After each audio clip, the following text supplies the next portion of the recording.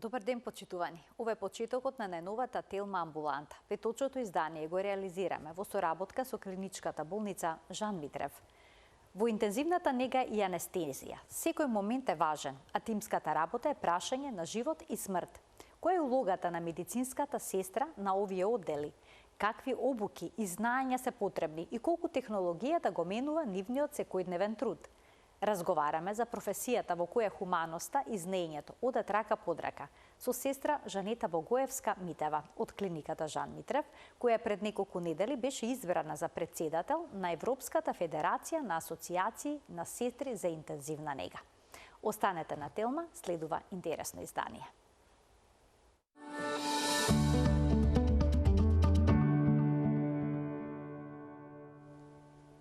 За улогата на медицинските сестри на одделите за интензивна нега и анестезија, денеска зборуваме со сестра Жанета Богоевска Митева, која што е дел од клиниката Жан Митрев цели 24 години со големо искуство во незината работа. Добар ден и добре ни дојдовте. Добар ден и добре ве најдов. На 10 октомври беше избрана за претседателка на Европската федерација на асоциации на сестри за интензивна нега, која што обединува 35 национални асоциации од 26 држави со над 30.000 членови. Ова представува една голема чест, предпоставувам, за вас. Точно така. Но и за македонските медицински сестри. Да бидам искрена, чест и задоволство, меѓутоа и голема одговорност. Да се биде во исто друштво со сестри кои што функционираат, се едуцираат во едни системи како што се германскиот, францускиот и Норвешка, Шведска, сепак е голем предизвик и да се успее во тоа членство, за мене е голема чест и задоволство. Што тоа ќе значи за вас? Какви обврски представува оваа функција, претседателка на оваа федерација? Мотото на Европската федерација е "Здружени заедно постигнуваме повеќе". Така да тоа е една мрежа во која што се вмрежени сестрите од сите овие држави, овие сите 30.000 сестри, кои што ги споделуваме нашите секојдневни искуства, каде што се прават истражувања, каде што се прават студии, каде што процедурите кои што секојдневно ги работиме се споделуваат. Исто така се организираат конгреси, од кои што сепак се добива знаење и други можат да учествуваат на тие конгреси. Така да целата таа организација потпаѓа под тој управен одбор кој што се состои од 5 члена и советот кој што има представници од секоја држава членка, од секоја асоциација која што е членка. Така вие ќе имате, како и досега, меѓу другото, улога на предавач. Точно. Ќе учествувате во организација на настани. Точно, да. Како се случи медицинските сестри од клиниката Жан Митрев да се ориентираат кон Европската федерација?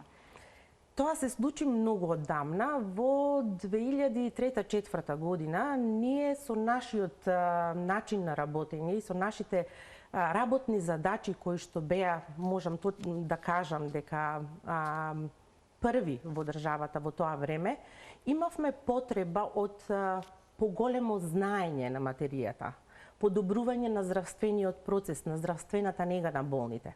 Така да, доктор Митрев, верувајќи во сите нас, ангажираше една сестра од Германија која што дојде и ни помогна да ги стандардизираме сите тие сестрински процеси и да се едуцираме околу сето тоа. Благодарение на неа, моето прво учество на еден таков огромен конгрес беше во Фиренца во 2008 година. Значи, кога видов што се случува таму и какви искуства се разменуваат и колкаво може да биде сето тоа да го подобри целиот наш процес, јас се заангажирав и се здруживме сестрите од нашата клиника, затоа што можам да кажам со незадоволство или како сакате, дека во тоа време едноставно не бевме вклучени во нашите национални конгреси тука, за разлика од сега кога сме активно вклучени, така да не ни преостануваше ништо друго освен да гледаме на кај Европа, со оглед на работата која што ја работиме и технологијата која што ја користиме. Така да, со поддршка на докторка Ангјушева направивме едно здружение со статут и сите тие работи, го регистриравме и аплициравме за членство во таа Европска федерација.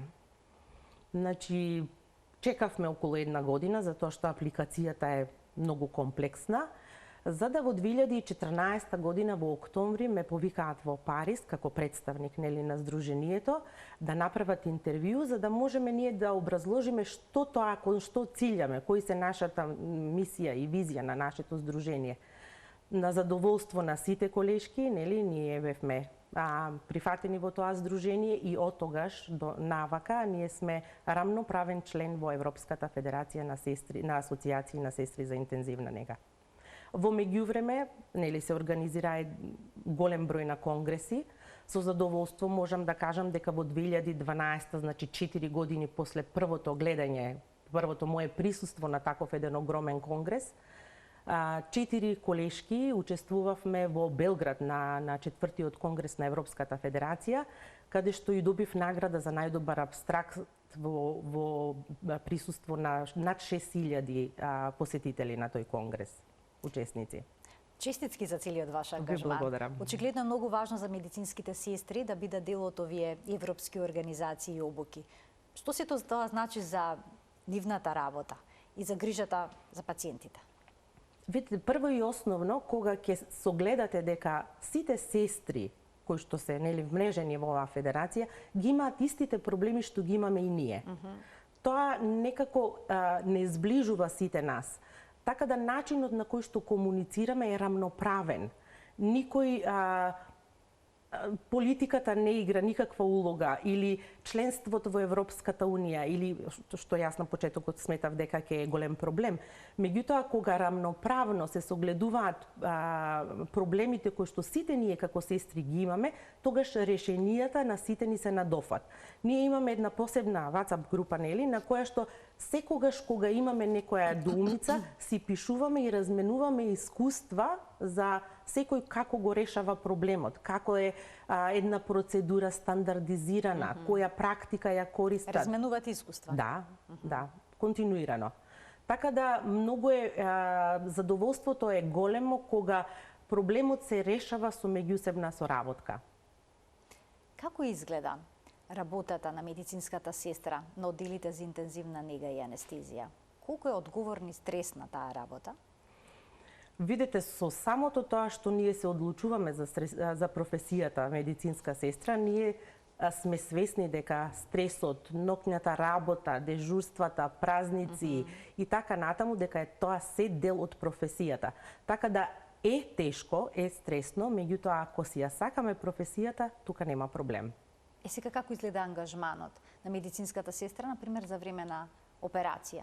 Или пак при работа со тешко болен пациент, во критична состојба? Видете, работата на сестрата почнува уште од приемот на пациентот. Добре. Значи, кога ќе го примеме пациентот, ние мораме да воспоставиме контакт со пациентот. Сестрата е најголем дел од времето го поминува со пациентите. Така да пациентите многу поблиску се чувствуваат со сестрите, да не се навреди некој, меѓутоа поголем дел од нашето работно време ние го поминуваме околу пациентите. Така да пациентот кога ја добива таа доверба во сестрите е многу полесно и постоперативниот тек на пациентите е многу целисходен, по-добар. Така да пациентот која ќе дојде, например, во анестезија, нормално според JCI стандардите или Joint Commission International стандардите на кои што е акредитирана нашата болница, се прави двојна идентификација на пациентот, се прави примопредавање како усно, така и електронско. Значи секогаш се кажуваат тие состојби кои што го обележуваат пациентот, претходни операции, алергии, специфичности околу исхраната и така натаму, така да ние и тогаш се запознаваме со пациентот во детали. Самата операција, дали е тоа планирана или не планирана, значи е стрес за пациентите. Планираната, пациентите имаат можност да се информираат повеќе предоперативно. Меѓутоа, тоа ако е хитна операција, Значи, ни пациентите, ни нивните семејства немаат доволно време и покрај нели објаснувањето од лекарите кога се зема согласност, немаат доволно време да се информираат што ги очекува постоперативно. Така да улогата на сестрата е многу битна да го сподели тој стрес со пациентот, да му даде влее надеж, да го охрабри. Значи, тој момент секогаш мора да се сподели за да пациентот се чувствува подобро и да може постоперативниот тек да помине по-безболно. Колку е важна тимската работа помеѓу медицинската сестра, лекарот, хирургот, анестезиологот? Видете, неопходна. Значи, многу е важна затоа што ние сите функционираме паралелно, меѓутоа сите функционираме за еден ист пациент. Така да добробитта на пациентот ни е на сите во преден план.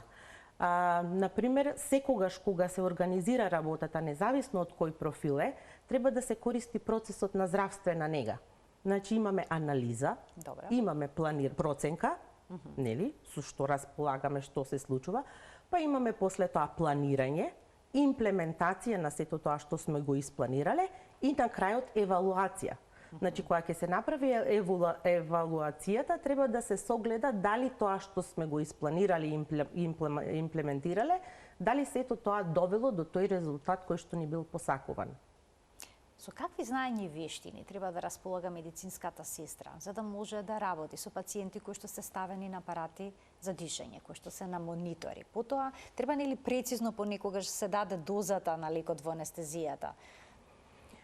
Точно, значи што се е потребно? Пред се знаење. Значи треба да се има големо познавање прво на лековите кои што се користат, кај нас во нашата установа имаме полагање на испит на лекови после одредено искуство, после одреден период кога ќе почнат младите соработници. Имаме континуирана едукација за младите сестри, тоа значи се доделува ментор на почетокот на работењето, кој што ментор ќе го води тој млад соработник, млада сестра во текот на времето на престојот на интензивна или едукацијата. Така да во тој период се врши едукација за целата апаратура, за лековите, за машините за дишење, за интраортални балон пумпи, диализи и се што. Виталните параметри, хемодинамика и се што е неопходно да се знае за да една сестра може со доверба да си функционира на интензивна нега. Да, стресно е, меѓутоа искуството ја олеснува работата во смисла на самодовербата, познавајќи ги сите тие работи. Така да посветеност, емпатија, знаење, сите се тие работи. Брзина во реакција, прецизност?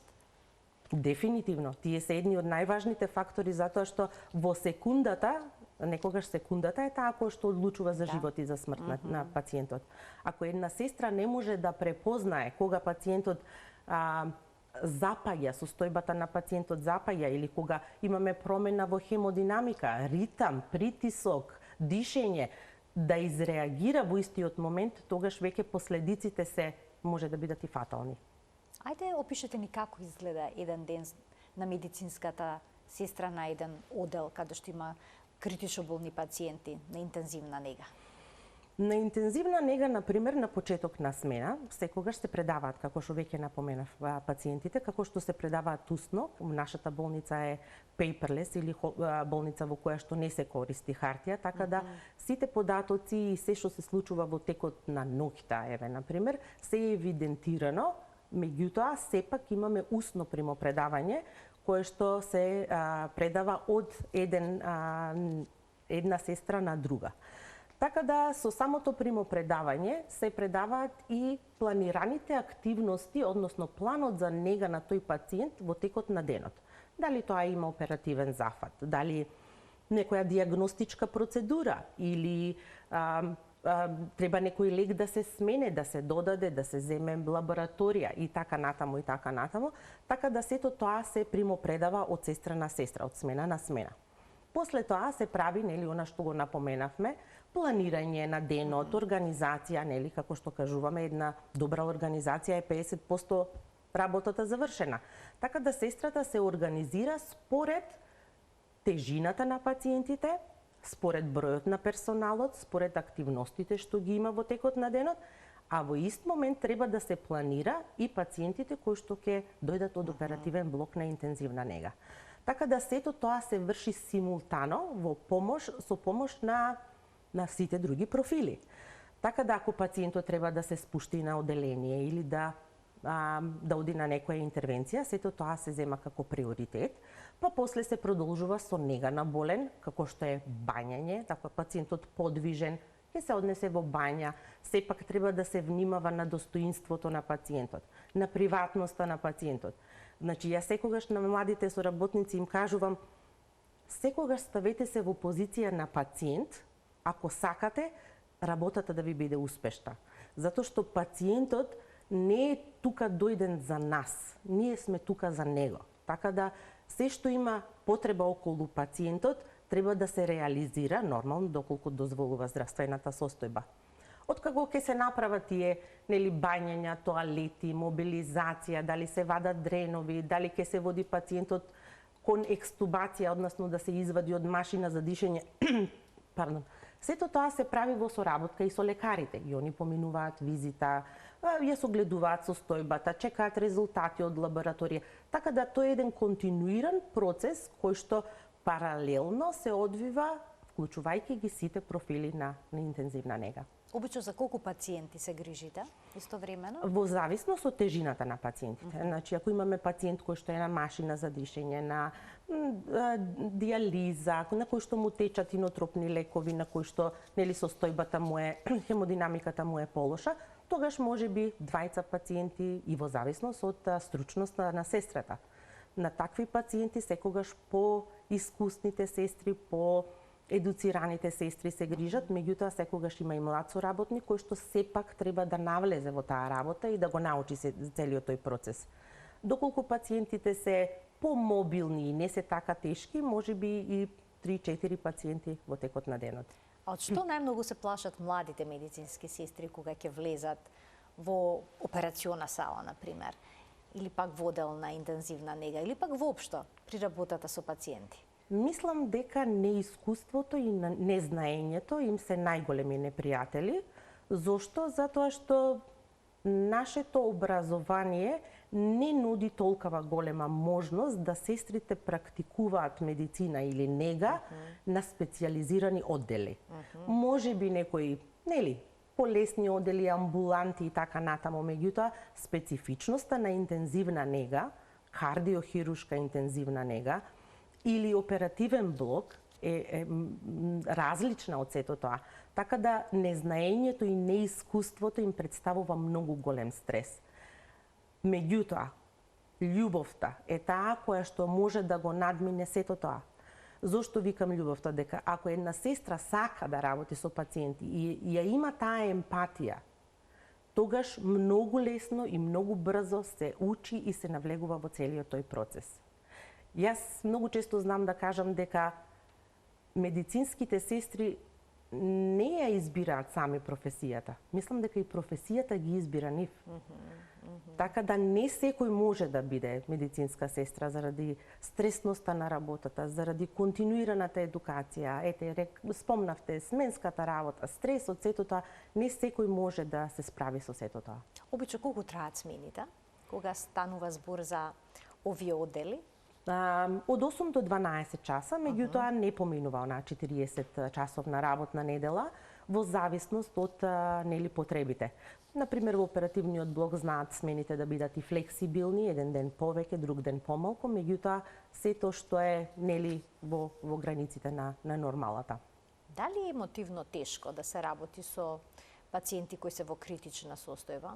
Што е со тој аспект од вашата работа? Е тешко. Значи, согоруваат сестрите. Да бидам искрена, емотивниот момент, колку и да сме професионални, ние сме сепак само луѓе, нели? Кои што имаме чувства и кои што имаме семејства и кои што секогаш може да си ги поврзиме сите тие работи кои што настануваат на работа со членови од семејството. Меѓутоа, искуството е тоа кое што успева на крајот на денот да ни овозможи да ги контролираме тие емоции.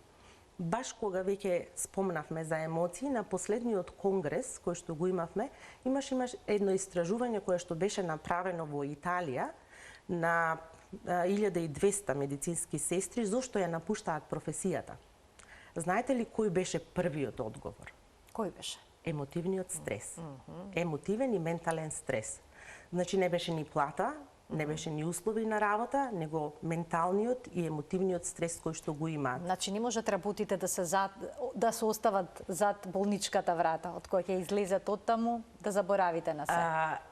Колку или и да тоа се учи? Колку и да се трудиме, јас викам ние постарите, можеби или поискусните, можеби се трудиме, можеби можеме малку подобро да го менаџираме сето тоа, меѓутоа на крајот на денот сите сме нели луѓе со емпатија, со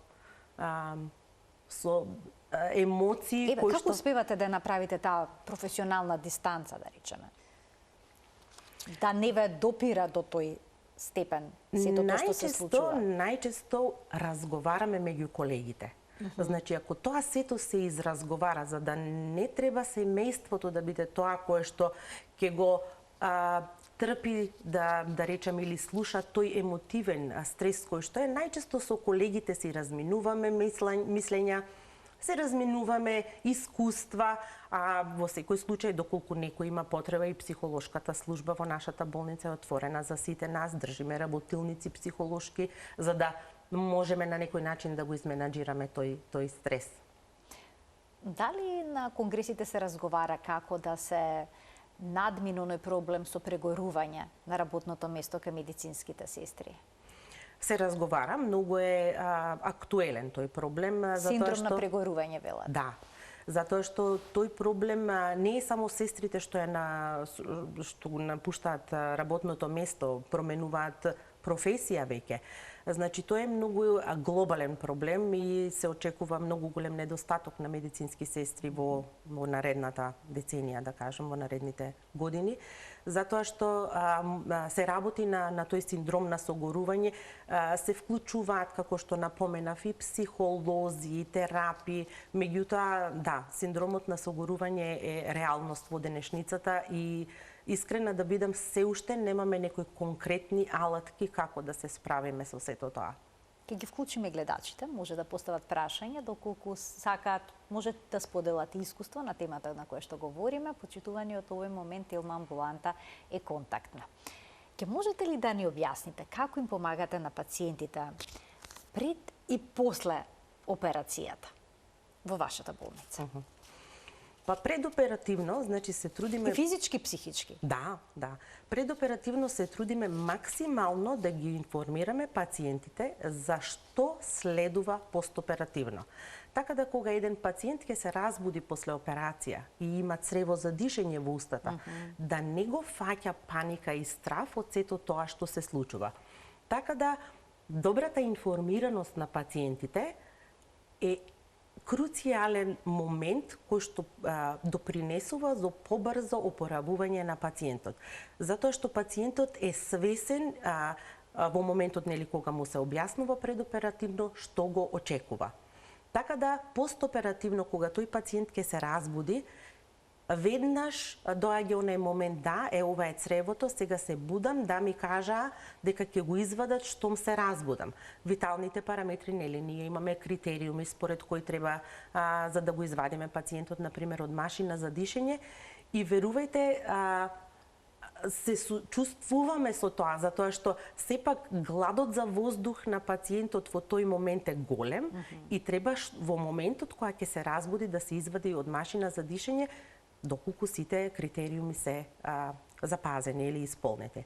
Така да сметам дека добрата информираност и ние задолжително ги информираме пациентите, добиваме согласност од семејствата.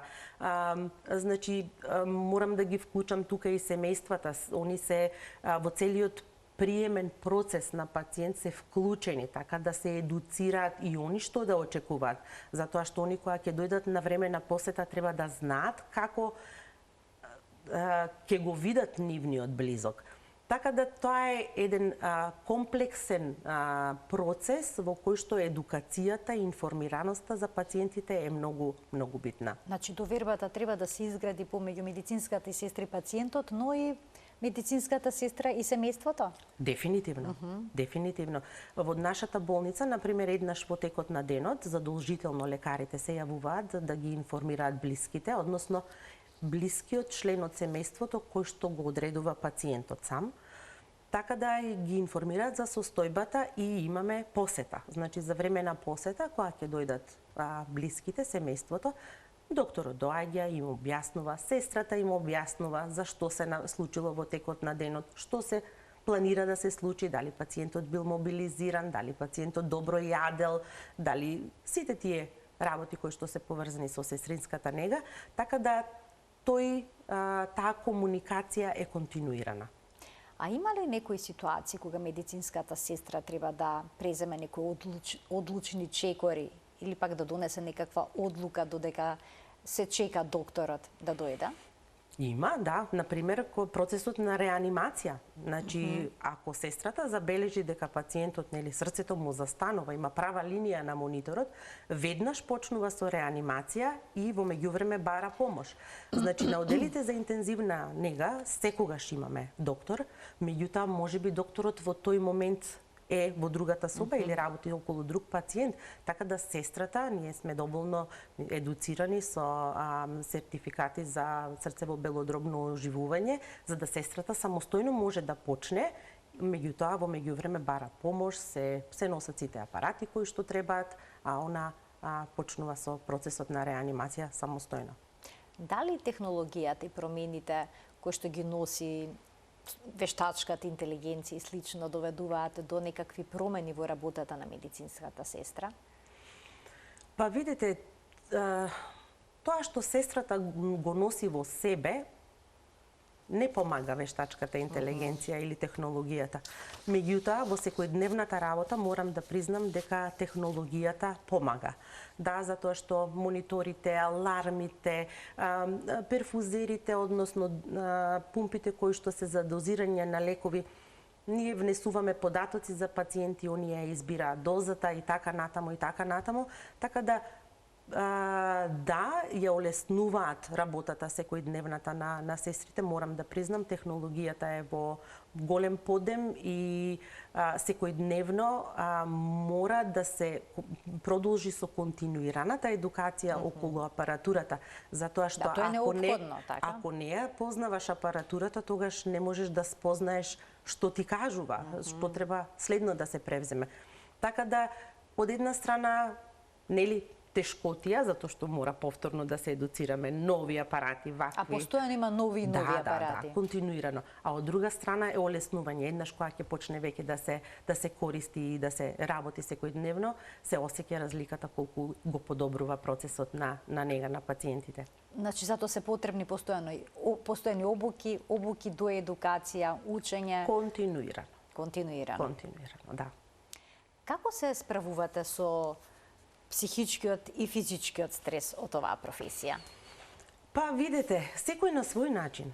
Имаме колеги кои што возат велосипеди, имаме колеги кои што одат во теретани, имаме колеги кои што си имаат миленичиња, семејство, готват, значи како и сите други луѓе наоѓаме начин како после работа тој некој стрес што се акумулирал да го потрошиме.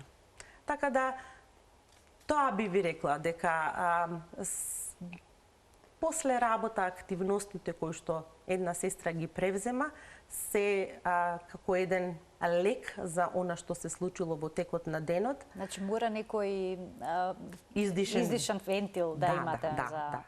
Да, дефинитивно. А тука е и семејството, со секојдневните планови, работи и така натаму. Така да не е така, ако се сака професијата и ако се сака она што се работи, верувајте дека не е тешко да се справува човек со сето тоа. Сметате ли дека јавноста доволно ја препознава и ја цени улогата на медицинската сестра во целиот овој процес? Да бидам искрена... Особено на оделите за интензивна нега. Да бидам искрена, не. Сметам дека медицинската сестра и улогата на медицинската сестра, барем кај нас, е потценета, затоа што нема доволно информираност. Сестрите во нашата држава, како што знаеме, уште немаат сопствена професија, немаат сопствени закони, немаат сопствена структура, немаат скала по која треба да се движат, да напредуваат, како што тоа го има на Запад, например, клинички и академски дел. Кај нас сестрите ја немаат таа можност академски да се едуцираат. Така да во јавноста се уште сметам дека владее оној момент дека сестрите се само десна рака на лекарите. Меѓутоа, ние сме една паралелна професија и пациентите, кога веќе имаат контакт со нас, веќе го менуваат мислењето понатаму. Ја знаат нашата улога, ја согледуваат важноста на нашата професија, така да се надевам дека во скоро време, полека и со активностите на Сдруженијето, дека овие работи ќе се променат. Морам, кога веќе зборуваме за јавноста, морам да потенцирам тука дека уште од самиот почеток доктор Митрев, значи, веруваше во сестрите и сакаше сестрите да си видиме собствена професија во нашата болница, така да ние функционираме како еден профил независен во истиот момент и како дел од тимот, како мултифункционален, како дел од мултифункционалниот тим. Така да неговата поддршка е таа што нас не охрабрува континуирано да се едуцираме, да внесуваме новитети, да се спротивставиме на тие некои досегашни стандарди кои што веќе ги нема во светските водичи за здравствена нега на пациентите. Така да, кога се прават едни стандарди за работа, мора да има референтна литература, од каде се извадени тие стандарди, по чиви водичи се раководиме. Во нашата болница водичите барем еднаш годишно се ревидираат. Меѓутоа, за да се ревидираат, мора да се познава моменталната состојба или моменталните водичи кои што се користат низ Европа и низ светот. Така да, сето тоа верувам дека во блиска иднина ќе се промени и дека и јавноста, и младите сестри или оние кои што се двоумат дали да станат медицински сестри, дека сето тоа позитивно ќе делува на нив.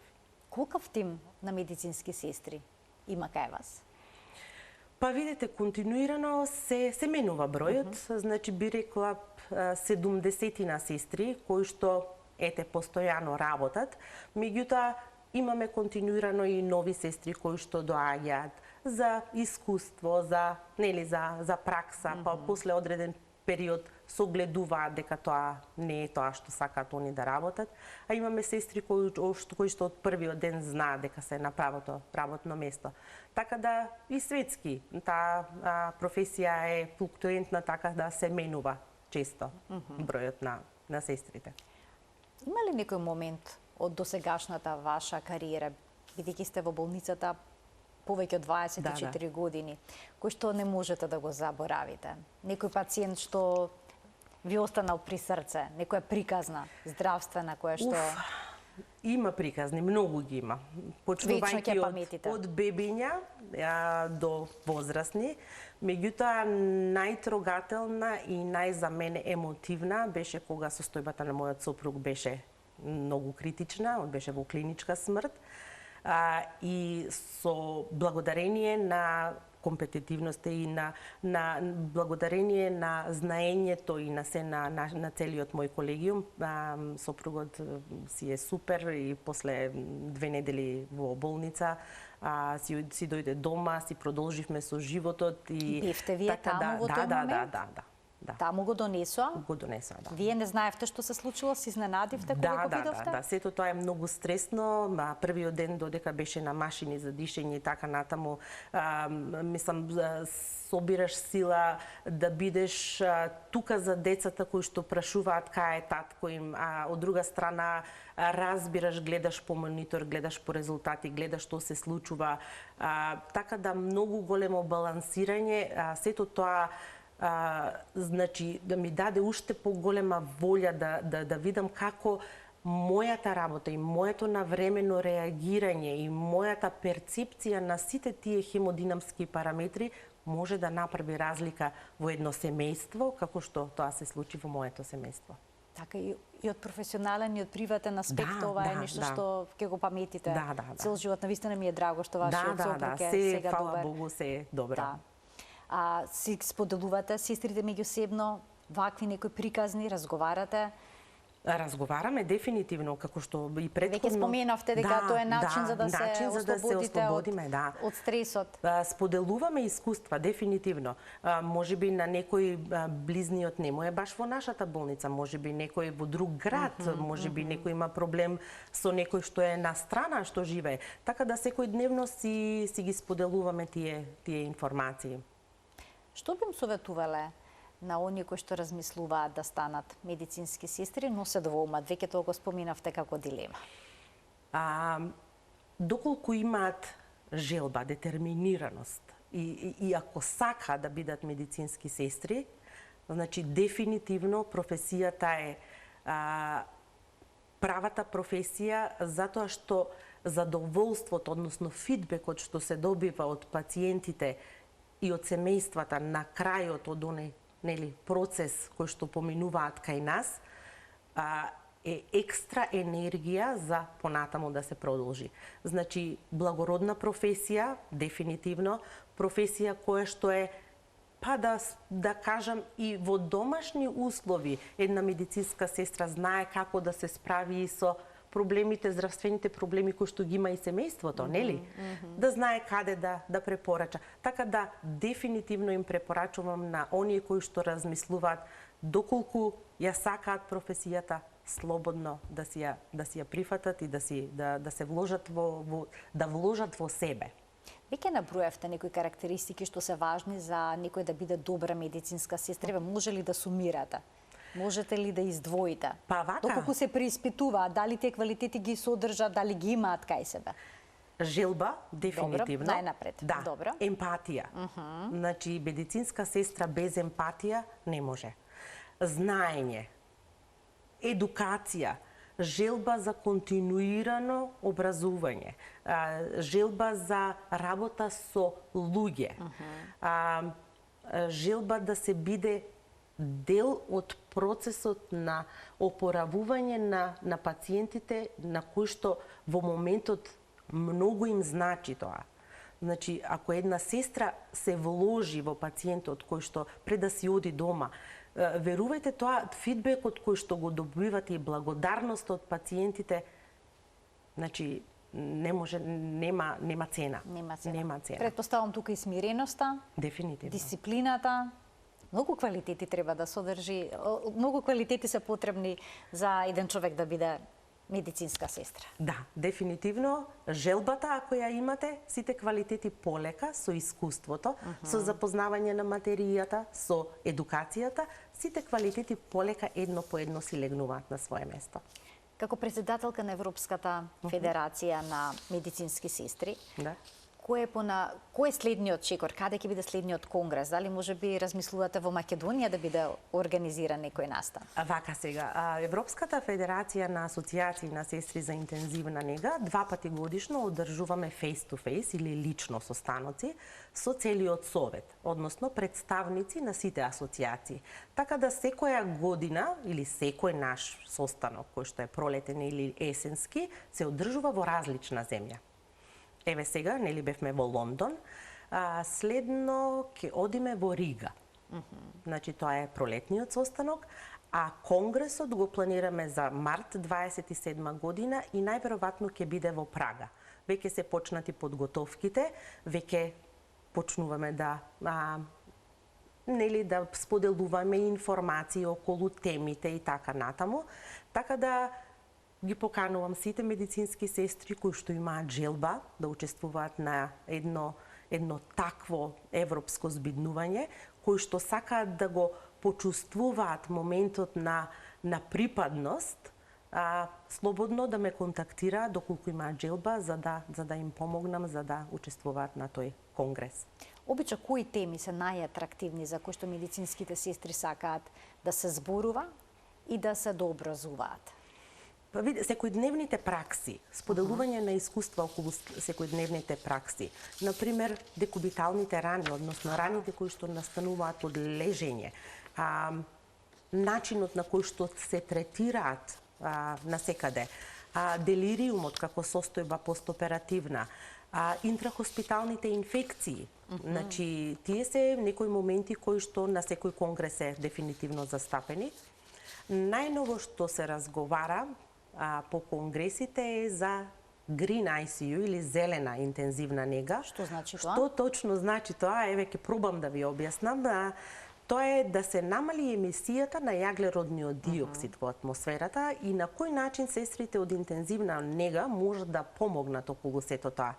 Значи, од едноставни пракси во текот на денот, например, наместо користење на пластични чаши, да се користат керамички, за да може континуирано истата чаша за секој од нас да се употребува, да се реупотребува. Значи, баш она користење на ракавици само во моменти кога треба, не и кога не треба. Во секој случај да не се наштети на пациентот, меѓутоа доколку може да се намали отпадот, да се намали емисијата на јаглеродниот диоксид и да се делува врз зачувување на животната средина. Значи, упатени се на вистина различни и аспекти кои што се поврзани со вашата работа. Веќе споменавте декубитис. Јас се надевам дека ќе бидете гостинка во една од следните емисии на Телма амбуланта да проговориме токму на таа тема, бидејќи се јавуваат овие проблеми кај пациенти кои што се долго време во кревет и тешко се справуваат со нив. Дефинитивно. Ќе ми биде задоволство. Јас ви благодарам многу за вашето денешно гостување во Телма амбуланта. Ви посакувам многу успехи во понатамошната работа, како во болницата како медицинска сестра, така и со оваа нова функција што имате председателка на Европската федерација на асоциации на здруженија на медицински сестри кои што работат на интензивна нега. Ви благодарам за можноста. Фала ви. Ви благодарам уште еднаш за гостувањето, ќе се заблагодарам и на гледачите што и денеска ја следеа Телма амбуланта. Овој пат денешното издание го реализиравме во соработка со клиничката болница Жан Митрев. Почитувани, ви благодарам за вниманието и пријатно.